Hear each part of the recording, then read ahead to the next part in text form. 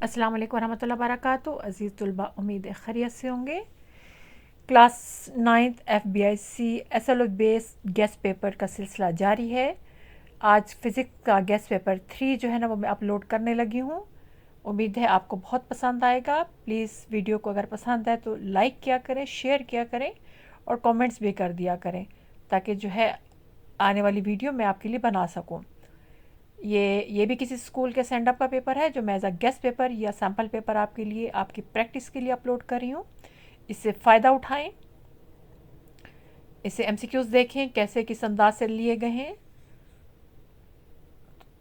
आपको बहुत ज़्यादा फ़ायदा होगा। क्या इससे कोई फ़र्क नहीं पड़ता है पेपर कहाँ से आए, सिर्फ आपकी मालूमात आपके इल्म में इजाफे के लिए अपलोड किया जा रहा है, ताकि आप इसे प्रैक्टिस करें और इसे फ़ायदा उठाएं और अपने तीनों बुक्स में SLOs के बुनियाद पर तमाम क्वेश्चन हल करने के काबिल हो सकें। तमाम पेपर डिस्क्रिप्शन में उसका लिंक दे दूँगी, आप वहाँ से तमाम पेपर्स के गेस्ट पेपर देख सकते हैं। इसके साथ साथ बहुत जल्द इनके सोल्यूशन MCQs के वो भी मैं अपलोड कर दूँगी, ताकि आपको उसको हल करने में आप उसको आंसर्स में आसानी हो जाए।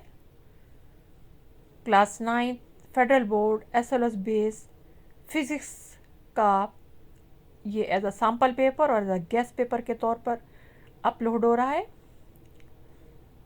ये सेक्शन B है, इसको देखें। लॉट्स ऑफ क्वेश्चन इसमें दिए गए हैं।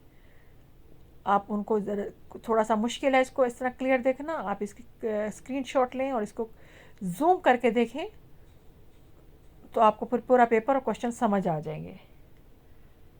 क्योंकि ये टाइप फॉर्म में नहीं है, ये कैम स्कैनर से फ़ोटो लिए गए हैं इनके,